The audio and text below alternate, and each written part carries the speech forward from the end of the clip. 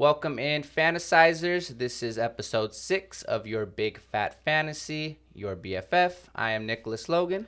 And I'm Anthony Bravo, and we're coming to you here live again. We're going to be here a little more often. We're going to have a 2 to 3 day video schedule. We're going to post details in the description. And yeah, we're going to be on your YouTube screens more often, providing you with high quality fantasy advice and projections. Yeah, updated fantasy advice. Get you guys ready for before those Thursday night games, before the Sunday night and Monday night games. And we're also planning on going live once the season starts Sunday morning. We'll let you guys know on our social media and everything in our next episode how we're going to go about going live, whether that's on Twitch or YouTube. Just to keep you guys updated those Sunday mornings on who to start, who to sit, and just everything that goes into Sunday. But today we wanted to start today's episode off. Well, today we're just pretty much going to talk about it's the first week of the NFL season, first week of the fantasy football season. So we are going to talk about today's game, Thursday night game against the Buffalo Bills against the Los Angeles Rams. Just some questions from that game, some questions that could, some little fantasy questions, which we're gonna start off here. So one of my first questions I want to answer for you guys is what to do on a Thursday night game. So a lot of times when the season starts, once it gets going, you have players that are playing on Sunday, but they're questionable. They might have got injured on the last week. They might have missed a couple practices. Now, the question is, do you keep that guy, that Sunday night player or Sunday player in your lineup, or do you start a Thursday night player? So my advice to people is, let's just say you have a player that's questionable, right? Let's just say this week you have DK Metcalf going Sunday. He's questionable, hasn't really practiced. Do you start Gabe Davis over DK Metcalf, knowing that, hey, tomorrow Gabe Davis is going to play? Do I just lock him in my lineup and then Sunday comes around? If DK's playing, I could always plug him into another spot. Or if he's not playing, at least Gabe Davis points aren't wasted on your bench. And then DK Metcalf isn't playing on Sunday. Now you have to pick another guy on your depth chart that you have to start. It's just really up to you. I usually like to start the Thursday night player just to keep it out the way. I don't have to stress about it the week of. And also, like, it gives me more incentive on Thursday to watch that game a little more. So if I start Gabe Davis, I'm okay. Now, if I watch the Bills game, I'm being way more intrigued, way more into the game. And if you're going to do that, always put that person in their position spot. So if it's a running back, put them in that running back spot. If it's a receiver, put them in that receiver spot. Tight end spot. So your flex spot could be open. So come Sunday, if some other guy gets injured, that flex spot's wide open where you don't waste that flex spot. And now that your running back's gone, now you're out 2 running backs. You have no backup running backs or no receivers, and you have to kind of pick up a waiver guy or just take your chances of your starters. Yeah, for me, I would definitely handle it a similar way. In the DK Metcalf situation, for me personally, I've been hearing he's not practicing this whole week. I would probably just give him a week just to ease into the offense. If he's not practicing, chances are he's not going to get a large percentage of the snaps. So for me, yeah, I'm definitely plugging in Gabe Davis into my wide receiver spot, just like you said. And we're not saying DK is injured or not missed practice. Yeah. Like a what if situation. Yeah. Like if you need that. Yeah. Just to, I don't know. I wouldn't risk it all on Sunday, especially if you have a lot of guys that are questionable or Yeah. stuff like that. Especially if you have a matchup issue. Like I said, just start the Thursday night player. But yeah, we're gonna be talking about Gabe Davis now. Yeah, we're gonna be sticking on the Gabe Davis topic. So how do you go about Gabe Davis today? Do you plug him into your flex? How do you go about Gabe Davis? How would you go about Gabe Davis if you had him? I mean, right now, personally, I have him in one league, in our dynasty league. It's a super flex league, and we also use 2 regular flex spots. So right now, I do have Gabe Davis in there, and on my bench, I have a lot of young receivers. I also have Clyde Edwards. I have Breece Hall. For me, I'm more comfortable starting Gabe Davis over Breece Hall and Clyde. I think they have questions with them too. Yeah. But if it was a one flex spot, my receivers right now are my top 3 receivers personally to me is Mike Evans, Michael Pittman, and Devontae Smith. So if it was one flex, I'm starting them three over Gabe Davis. And I'm just because I know what those three guys are gonna do. We don't really know Gabe Davis' situation. I think it's probably one of the biggest jumps that I've seen in recent fantasy memory. Yeah. Where this guy both years in the league, he's finished as the number 57 ranked wide receiver. Yeah. He only really has that fantasy relevance going into this year where he's getting drafted in the first 5 rounds because of that breakout game he had in the playoffs. I don't know if he has that break. If he doesn't have that breakout game, is he still going in the top 5 rounds this fantasy season? I know there's no more Emmanuel Sanders. He just retired. No Cole Beasley's a free agent now. So that's why Gabe Davis, he's for sure the wide receiver too. But would he really have that high of a stock? Like, what if you start him this week? And I mean, he's not going to do exactly what he did in that playoff game. But what's his ceiling? Like, I feel like it's a week one. I just feel like there's like certain players you kind of have to weigh out when it comes to Gabe Davis. Like we had a friend who has Cortland Sutton, Mike Williams, and Gabe Davis, and he's asking us who he should start in his flex. I told him, go with the Mike Williams and the Cortland Sutton. They both have one of the most established quarterbacks. I like their matchups this week, and it's a way less riskier play than just putting Gabe Davis over Mike Williams or Cortland Sutton. So. There's just certain guys you kind of have to weigh out in this situation that we're in.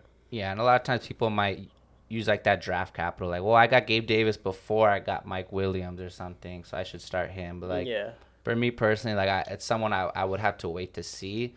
But I will like Gabe Davis going into today's game. Just because Jalen Ramsey, most of the game's going to be on Stephon Diggs. So Gabe Davis is going to be open a lot. I think it's going to be a very high-scoring game. Gabe Davis is one of my favorites for today's game as well. Yeah, so I really like Gabe Davis for today. But if you have other options, if you're questioning it at all, I just say start a guy that you already know what they're going to do. You're comfortable with. Yeah, like I said, in my example, Michael Pittman, Mike Evans, Devontae Smith, I know what they're going to bring to the table. I like their matchups this week. Yeah, week one is definitely like you want to go with your more comfortable picks week one. Then you can feel out your lineup as the year goes on. Yeah, of course, Start getting to that depth and stuff. Yeah. Anything can happen if you miss a week one play, it's only week one. You have the whole season to, come back from your loss. Yeah, exactly.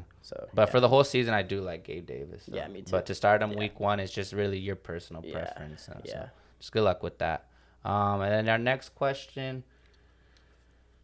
is... will Allen Robinson be that guy?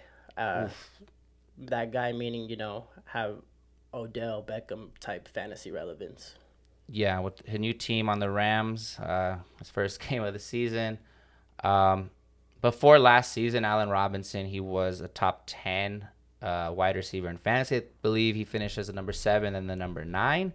And then dropped all the way down, I believe, like 81 or 83. Just no fantasy relevance, even worse than Gabe Davis. But now he's on a new team, a pass-friendly team, very high offense team. Just Allen Robinson. What's his floor? What's his ceiling for this year? So, well, we kind of did some stat diving. Robert Woods, who was the wide receiver 2 last year when healthy, from weeks 1 through 9, finished as the wide receiver 12 before his injury.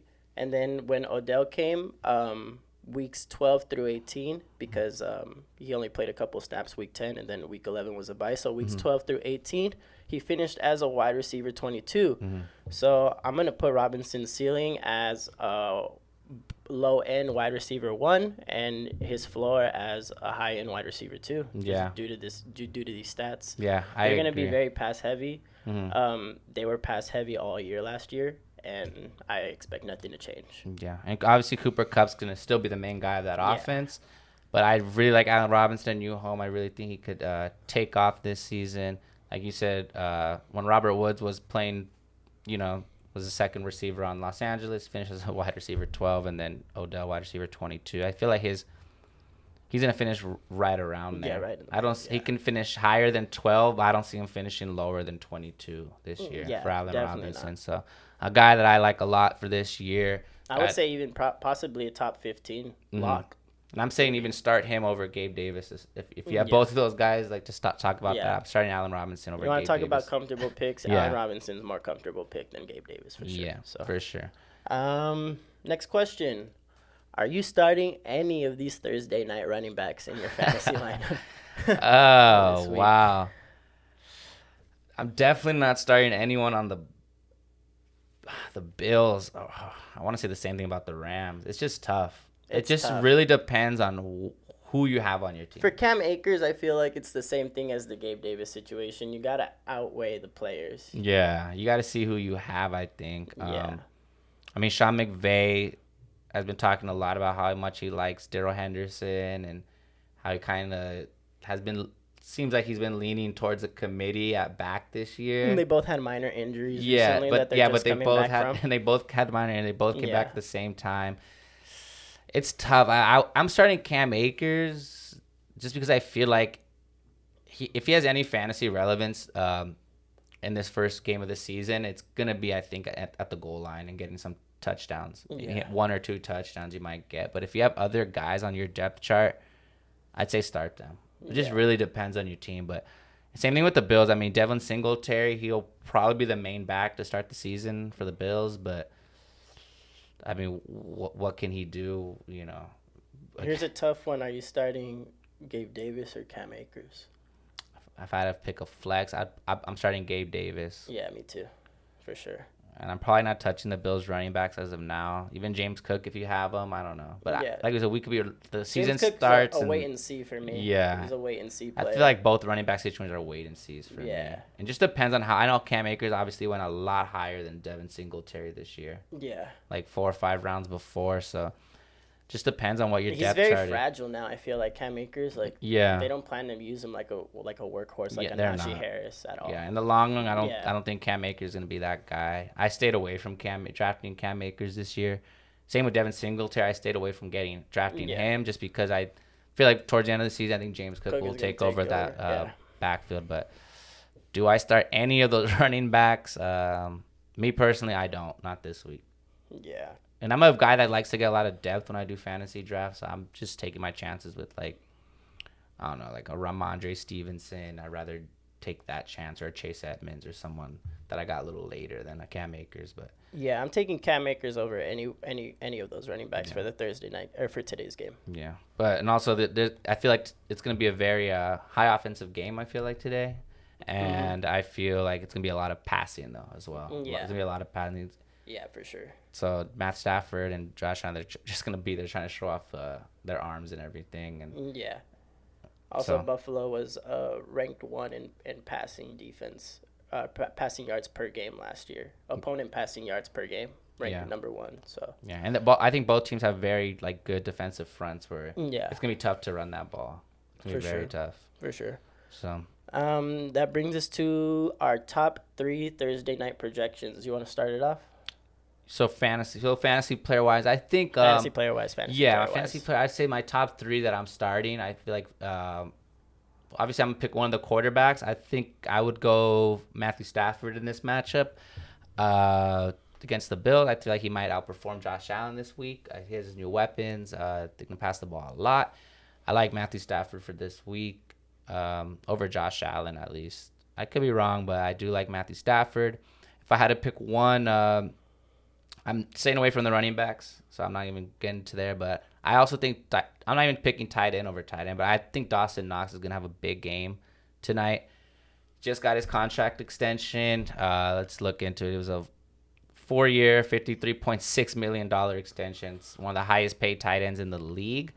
And so they really like Dawson Knox. I could really see them implementing him a lot this week and tonight. If you had Dawson Knox, start Dawson Knox. I feel he might be the top 3 tight ends fantasy player this week. So I really like Dawson Knox in this matchup. If you have Jalen Ramsey on Diggs and Troy Hill on probably Gabe Davis, it's going to be a lot of Dawson Knox. Especially, like I said, it's going to be a high-scoring game. Dawson Knox is one of Josh Allen's favorite red zone targets. Start Dawson Knox. And then Matthew Stafford, I said he's going to be scoring higher than Josh Allen. His main target's going to be Cooper Kupp. Obviously, you're going to start Cooper Kupp either way, but I could see Cooper Kupp getting over 25 fantasy points this week. So For sure. Yeah, I'm going to go with Josh Allen over Matt Stafford for my personal projections. Rams were 21st in passing yards allowed per game last year, and I just feel like Josh Allen's going to go off for at least 25 to 30 fantasy points per game. Second on my list, person you just mentioned, Cooper Kupp, projecting him to go about the same as you, 20 to 25 fantasy points. Cooper Kupp scored 23.8 PPR points in week 1 last year against Chicago Bears, who were number 2 in passing yards allowed per game last year. So Kupp was number wide receiver 1 like pretty much the whole year last year. I don't expect much to change this year. And my number 3, I got Gabe Davis, person we've been talking about pretty much the whole episode. I got him going at around 15 to 20 fantasy points per game. And same thing as Nick said, Stephon Diggs is going to have Jalen Ramsey shadowing him pretty much all day. I see a breakout game for Gabe Davis. This is his make it or break it for me. Yeah, and that's good that you finish off with that because that kind of answers the question. If you start Gabe Davis, just know that you probably will be open a lot. If he's really that guy, if he's really that guy that they're saying that he is, and he's that guy that we saw in that playoff game last year, you start Gabe Davis. But, of course, you have other depth. Look for that. But that's as a whole. But for tonight's game, look for that. And so, yeah, that just was wanted to give you guys this episode, talk about first game of the season, and just, obviously everything kicks off tonight in terms of the NFL season, in terms of your fantasy season. A lot of people are going to be watching. It's going to be a big game. It's the defending Super Bowl champs, the Los Angeles Rams, versus the Buffalo Bills, who are the favorite to win it all this year. So AFC versus that could be a early Super Bowl matchup this year. So be on the lookout for our lives on Sunday. They're most likely going to be way longer than this video was today. And we're just going to be deep diving. We're going to be on the Apple and Spotify podcast soon. And man, we're going to be here 3 times a week. So be ready to see our faces a lot. Yeah, we're going to be grinding a lot for you guys. So just try to share us as much as you can so we can bring the viewers, get that subscription, get that giveaway going. Like we said, we're planning on releasing a video every Saturday, and then either Tuesday or Wednesday before the next week of fantasy starts, then going live on Sundays. So our next video will be coming out this Saturday for you guys. Let's talk about the Sunday and Monday games, who to start, who to sit, who we like, all that good stuff. If you have any fantasy questions for this Saturday, let us know. What player-wise, game-wise, anything-wise, just hit us up. You know where to find us, and we'll be more than happy to answer your questions either with a DM or for our Saturday episode. Yeah, and if we need to drop other little videos too here and there, we'll be dropping other little surprise videos as well. Yeah, our TikTok and stuff. And our TikTok, I've been trying to pop off on the TikTok. Nick's gonna get on the TikTok as well, and we're gonna do this. We're gonna do this for real. Yeah, so it's season starting. It's grind mode for everyone right now. Yeah, all your fantasy teams. Yeah, so just hit us up with any questions. Let us know how we did. Again, thank you for watching, and have a good night. Yeah, thank you.